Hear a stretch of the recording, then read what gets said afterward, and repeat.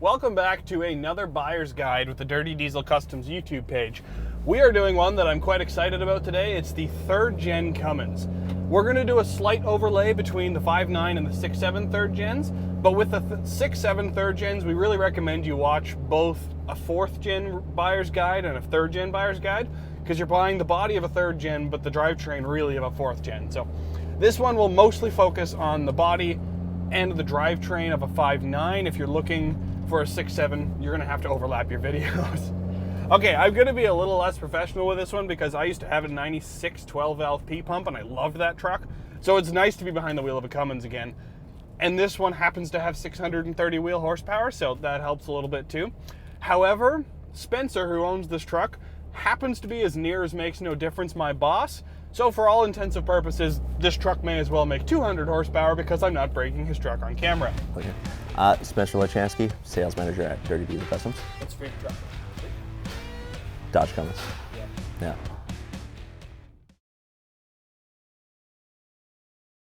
So as always, we're going to premise this video. You've just walked up to the Dodge for the first time. You're seeing it. If you're younger buying your first truck, you might look at this and go, oh, it's lifted, it's red, it's got fender flares, it's got big tires. It might be hard because these look sick. The Dodge body style is really cool. The big headlight 07 is really cool. I really like this truck, I'm not going to lie. But there are things you want to be investigative about. You want to look at the design cues, see if they have a reason. So before we look into that, of course, the first thing you should bring is a scanner with some sort of, if you have an MM3, those are great. You can put them on the dashboard and mount them the entire time you own the truck. So if you pick up an MM3 data logger or the gauge and plug that in when you get here, you can see what the factory gauges might not be telling you correctly. I've said this before and I'm going to say it on almost every single video. The factory gauges are quite often not reliable to read. So bring something along with you that you can get hard numbers to look at and get a flashlight. You want to get underneath this truck and you want to look at the components underneath that are going to be in the dark, that are going to be hard to see, that someone might not want you to know. These fender flares look awesome. Spencer has admitted to me they are to cover rust. That is likely why a 3rd Gen Dodge has fender flares. You can see it bubbling here. Because there's a cover on the inside, you might be able to take the screws out, but you can kind of get a feel for it. I mean, you can try to look to see if they've damaged the paint in any way. Right on the front here is where the rust is going to show. Middle of the fender, that's going to show. Really, it's back here. This is where all the rock, all the dirt, all the salt, I mean, everything in Canada has a rust problem. It's just how long will it take? So right on the back of the fender here, you'll see the rust start. That's what you want to look out for. Fender flares are most of the time not an aesthetic addition. They are a, whoops, can't see it anymore. So it's something to note. The bottom of these cab corners, if you show up and they're like, I did this really cool 2-tone rock guard, so it's paint and then it's rock guard because it's stronger. No, it's probably rust, and the texture of the rock guard is the same texture as the rust. So you want to make sure you look at the bottom of the doors. It's not all the time, of course, that people can showcase these trucks correctly, but it's just being skeptical, double checking, being investigative to make sure that you get the truck you thought you were advertised. Back here, fender flares inside the box sides, of course. Spencer, once again, as he said, that's covering rust. You can get your hands on the inside, you can feel if there's metal. Be investigative. Fender flares just can cover rust quite easily. These trucks, bottom of the doors, have a high rust area, so you want to make sure you check it there. Sometimes the paint will wear when you get in and out of the truck, so it might start rusting right on that ledge there. Also, I was going to show you the back door. It doesn't work. Electronics in Dodges aren't necessarily the strongest. I love the Cummins, I love the design, I like being in them, but the electronics are sometimes weak. Back doors on these trucks are notorious for breaking. So the back door window switches and the back door power door locks. This case, the power door locks don't work. In Bommy, our coworker's case, his power door lock doesn't work. And in Declan's case, it was the white 3rd Gen, I think his power windows don't work. It is most likely the wires that go from the truck to the door.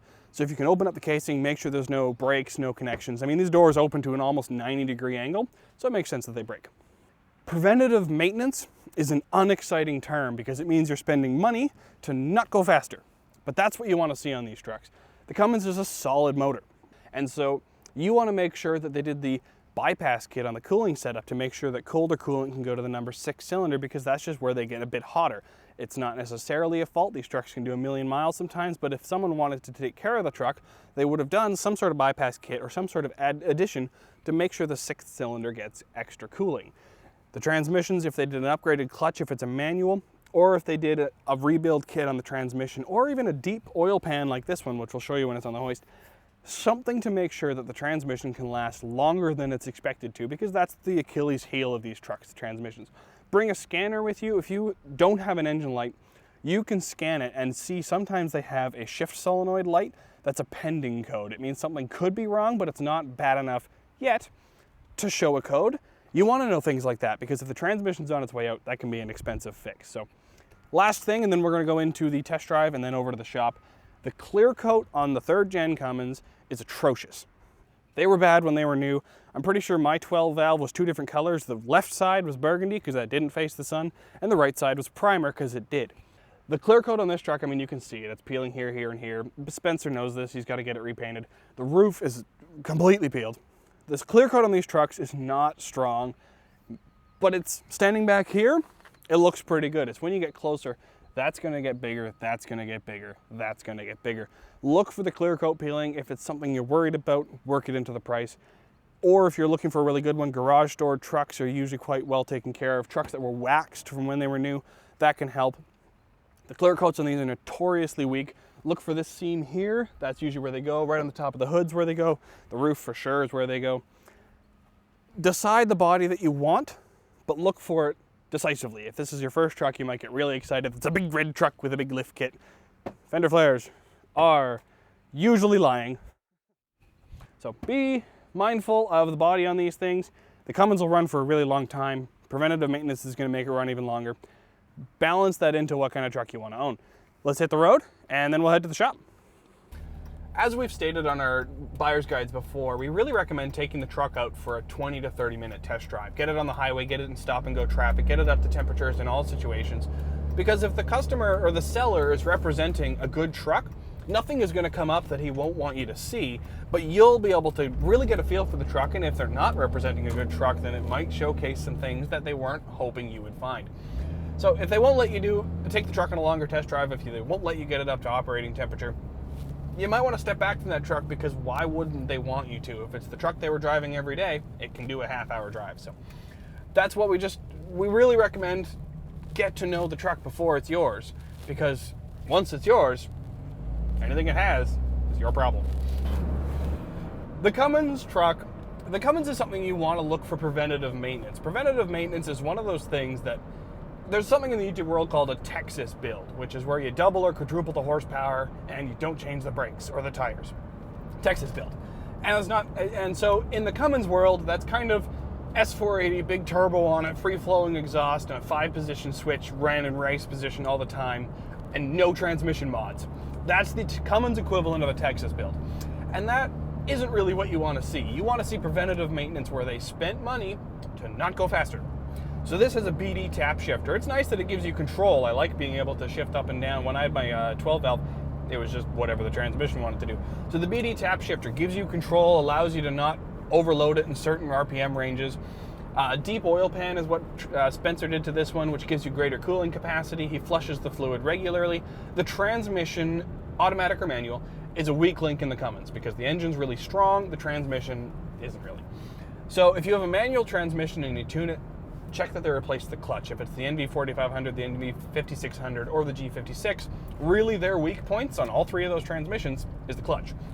So if they've replaced the clutch with an upgraded one and they've done some work to make sure the truck is better, sweet. That's a great sign to see that they went out and said, you know what, I want to have a reliable setup. So same thing with the automatic transmission. If it's got a Suncoast transmission, if it's got an upgraded transmission of some sort, it's really good to see that they went out and spent the money on that. But if they're running a stock transmission and they're just kind of, if the previous owner has a whole bunch of mods thrown at the engine or just even a tune and they haven't done anything to prevent a transmission failure, it just kind of means you're going to have to budget one into your truck. Now, this road is closed, quite closed, so I'm not going this way. And you want to make sure that the front end doesn't have any vibrations. I think Mike Finnegan from Roadkill measured his 12 valve that he put in his ramp truck at 1,184 pounds. That's all over the front end. And so if you got a truck like this, which has negative offset wheels, a big lift kit, Spencer says this thing eats wheels bearings and eats tie rod ends. That makes sense. And so you want to make sure that if they're doing that, they're replacing them with high quality parts. They're not getting the cheapest one from AutoZone. You just want to check their receipts, check how they maintain this truck. Inside the cab, there are regular common areas for these things to have faults. The rear windows and door locks, those are very common to go, and it's usually the wiring inside of the door. When it opens and closes over periods of time, it's almost a 90-degree opening door, so it stretches the wires over time. So you want to check to make sure that the wires aren't cracked, that the power door locks and the power windows on all 4 doors work. You want to check your gauge cluster. Sometimes those dials will die. You want to make sure, as I said, that it steers correctly. You don't have any odd motion in the steering wheel. Sometimes they'll bind in places if part of the steering components are bad. So there's quite a few things you can just kind of check.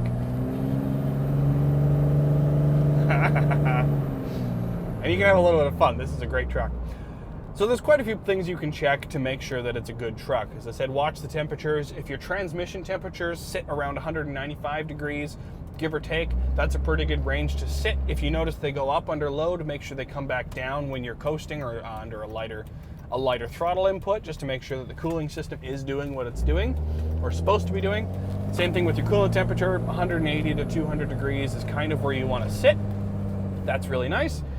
And then you could just function test, the air conditioning system, if that's something that he says works, make sure it does. Those are regular car searching things. On top of that, the play and the suspension, that's kind of what you want to see. You want to hear clunks, you want to hear drivetrain vibrations. The overdrive housing on the automatic transmissions can get cracked if there's vibrations in your U-joints or if there's vibrations in your center carrier if you have the crew cab long box like this one. Those can cause the rear tail housing or the overdrive housing of the 48 to crack and start leaking. So if you drive the truck for a while, look underneath.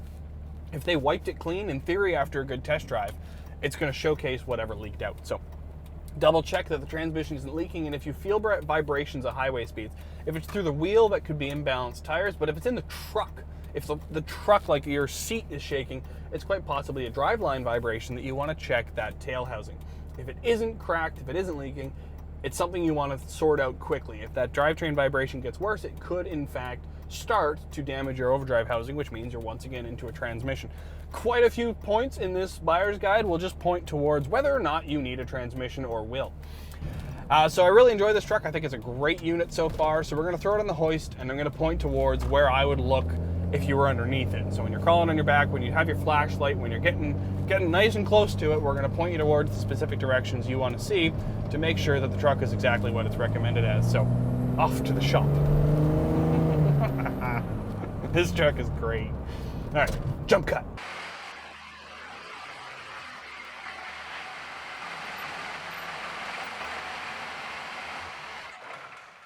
All right, I'll promise this is one of the last times I'm going to mention the word transmission in this video, but you want to pull the dipstick and look at the fluid. It's going to tell you the most about how the transmission's current situation is. Even if it's shifting right, if it's got dark, gritty, burnt smelling fluid, it's definitely a sign that the transmission has an issue. So pull the dipstick out when it's at operating temperature and check the level, and then smell the fluid. I'm looking at this level. It's exactly where it should be. What this should also smell like is a sweet fluid. It's not supposed to smell gritty or anything. It should smell a little sweet. It shouldn't smell charred. It shouldn't smell burnt. It shouldn't smell like anything like that. If it is, that means it's been too hot and the fluid is physically burned and its properties are changed. So it's damaging to the transmission, and it's quite likely that if it's dark and full of a grit, it should be smooth to the touch. It means it's likely got clutch material in it, which is a bad sign. So that's what you want to do with the fluid when it's at operating temperature. Check the fluid, make sure it smells right, it looks red in color, and if it's all good like this one is, I'd be pretty content with this transmission and keep driving it like it is. And here we have the heart of the truck, why we're all here. 5.9 24 valve Cummins. On the other side here, this has a second gen conversion where the turbo's moved down into the center. It pulls it away from the 5 and 6 cylinders, which reduces the heat load on those 2 back cylinders. The other thing that you want to do is the rad's up here, the number 6 cylinders way back there. A common issue for these trucks is to get very hot and very high temperatures in the number 6 cylinder, which can crack them. When that happens, the truck will have an excessive amount of blow-by. So a test you want to do after the truck is up to operating temperature is take the cap off, fire the truck up, place it down on top of the cap, or on top of the hole where the cap went, and see if it blows off a lot.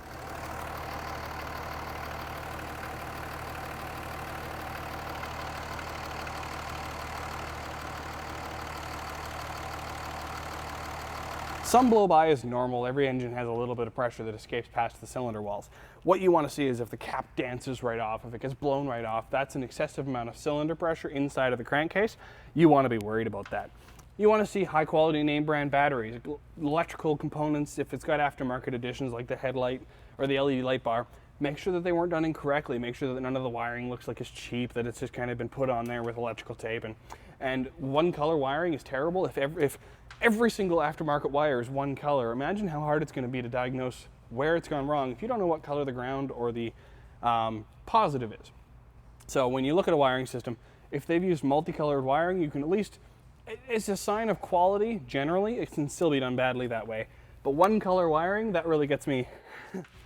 Diagnosing one color wiring jobs is really difficult. Injectors on these trucks is one of the last things you want to look for.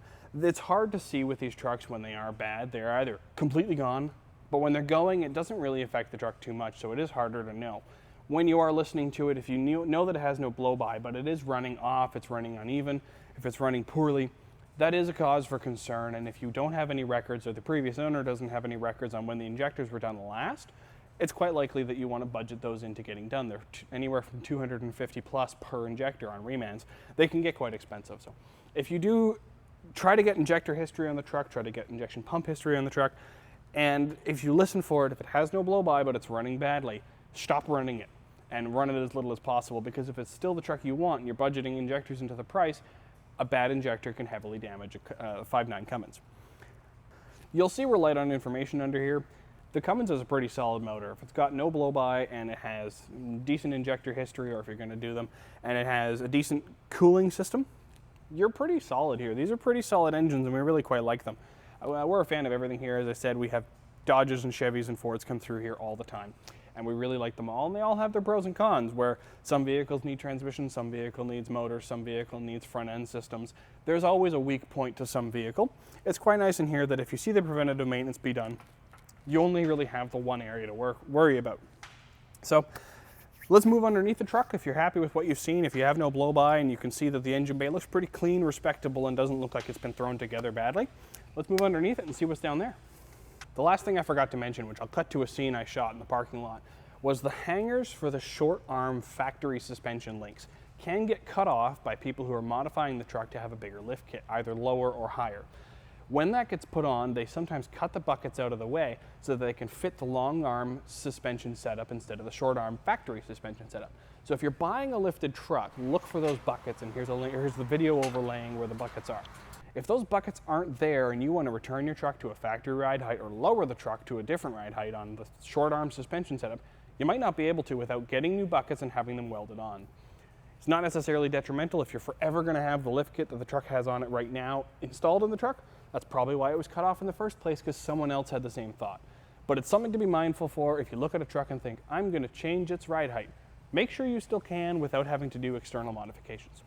All right, now we're moving underneath it. All right, now that you've finished in the engine bay, you don't see any blow-by, you're still interested in the truck, let's get down and dirty. As I said, we put the truck on the hoist just so I have room to move you on the camera around. If you were doing it at this person's house, you'll be on your back. Flashlight's one of the most important things. This truck has a lift kit, so one of the things you want to make sure you do is get the model. If you can figure out whose lift kit, who made it, and get a parts list for it, because that shock is going to be different, this drop box is going to be different.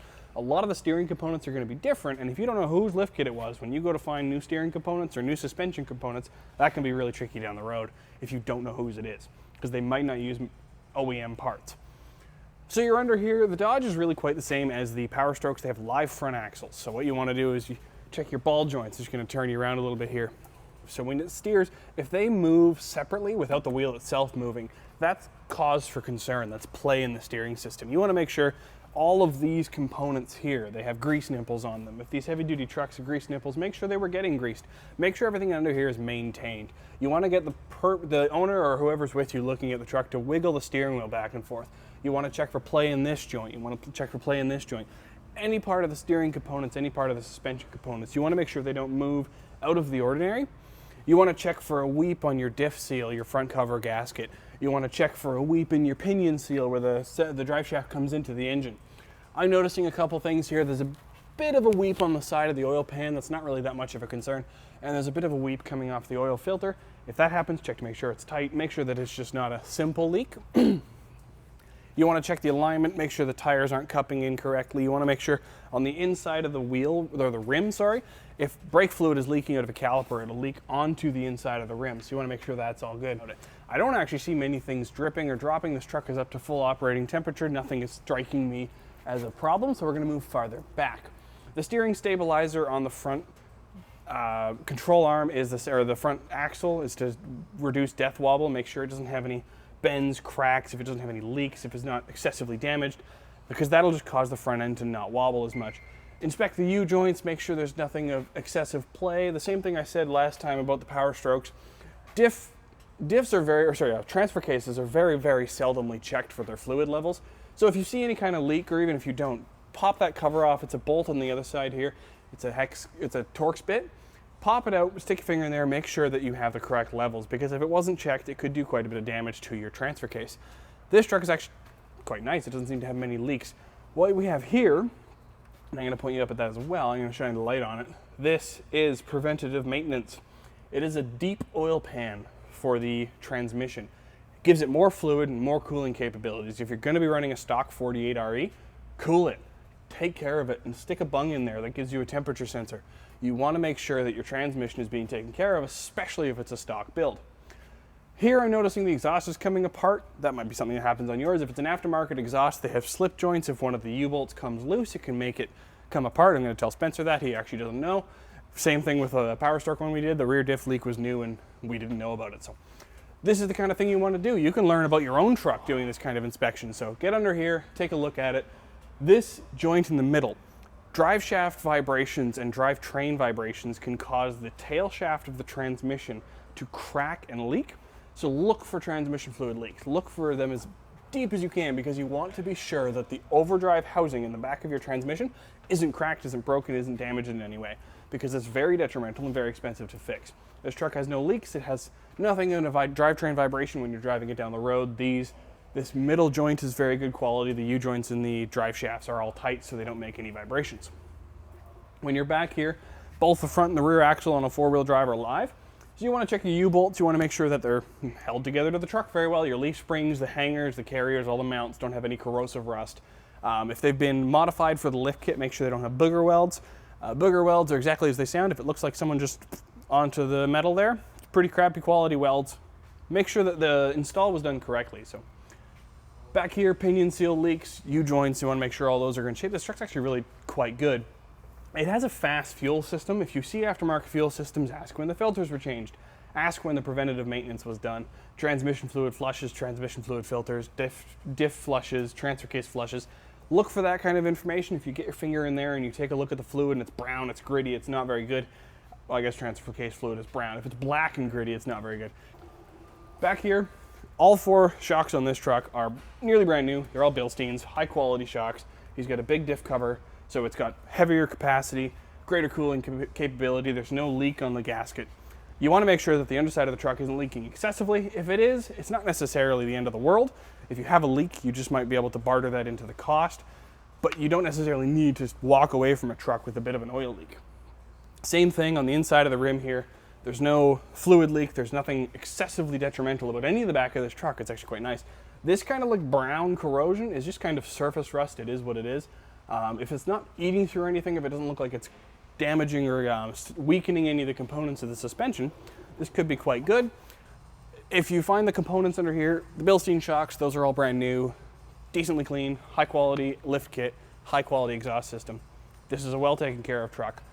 I would be comfortable with this one. It's something that if you feel like you're good, you don't notice anything extremely detrimental about it, these trucks can be really good, even if you find flaws. We hope you like this video. We are going to be doing 2nd gens, 1st gens, 4th gens, and 5th gens, and we're going to be doing more GM and Ford products. We've done one video so far of a Ford 6-liter where I mentioned head gaskets 16 times. So we're doing a bunch more buyer's guides. We hope you like this one. And if you have any questions, feel free to reach out to us online or in the store, and we hope to see you on our next video.